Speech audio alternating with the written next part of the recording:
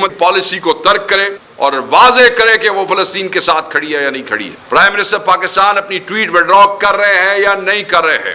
کیا foreign minister اگر وہاں کو دستخط کر کے آیا معاہدے پہ تو کیا اس ڈاکیومنٹ کو وڈرا کرنے کے لیے لیٹر لکھ رہے ہیں یا نہیں لکھ رہے ہیں؟ فوری طور پر OIC اقوام متحدہ اور عالمی فورمز پر اسرائیل کے خلاف قرارداد پیش کر رہے ہیں یا نہیں کر رہے ہیں؟ انسانی ہمدردی کے قافلوں کو محفوظ راستے دینے کے لیے عالمی سطح پر ڈپلومیٹک ایفرٹس کا حصہ بننے جا رہے ہیں یا نہیں جا رہے ہیں؟ پاکستانی قوم اسرائیل کے خلاف یک زبان ہے، یاد رکھیے گا۔ ہمیں تو معلوم ہے، آپ کو بھی معلوم ہونا چاہیے۔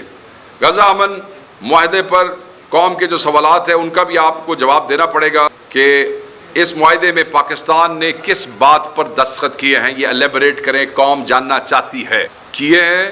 اگر کہتے ہیں نہیں کیے ہیں تو بھی کھل کے آ جائیں، اگر کیے ہیں تو بتائیں کس چیز پہ کیے ہیں۔ بعد میں اس منصوبے میں تبدیلیاں کیا ہوئی ہیں، وہ تبدیلیاں آپ اپنے منہ سے بتائیں، ہمیں میڈیا سے نہیں سننی ہے۔ آپ بتائیں نا تبدیلیاں کیا ہوئی ہیں اور اس کے بعد ان تبدیلیوں پہ آپ کا ریاکشن کیا ہے۔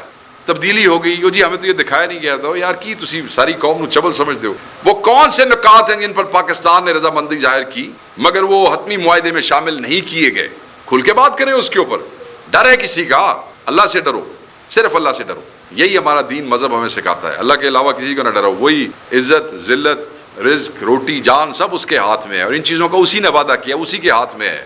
یہ جو عزت ذلت ہے یہ رب کا ڈومین ہے، یہ جو رزق ہے یہ بھی رب کی ڈومین ہے، یہ میرے اللہ کی ڈومین ہے، یہ کسی کی ڈومین نہیں ہے، یہ کسی کے کھاتے میں تمہیں نہیں ملے گا، تو کہ ڈرتے کس بات سے ہو؟ بہرحال اگر حکومت یہ کہتی ہے کہ ہمارا معاہدہ نہیں تھا تو اس پر بھی ہمیں جواب دیں کہ پھر ہمیں مس لیڈ کیوں کیا ہے، پھر ہم سے جھوٹ کیوں بولا ہے۔ بہرحال آج بھی وہاں پر امداد کو روکا جا رہا ہے، تو یہ جو تعریفیں آپ نے کی تھی وہ کس بنیاد پہ کی تھی؟ کہ آپ شرمندہ ہیں کہ آپ نے تاریخ کی؟ کوئی شرم ورم آئی ہے کہ نہیں آئی ہے؟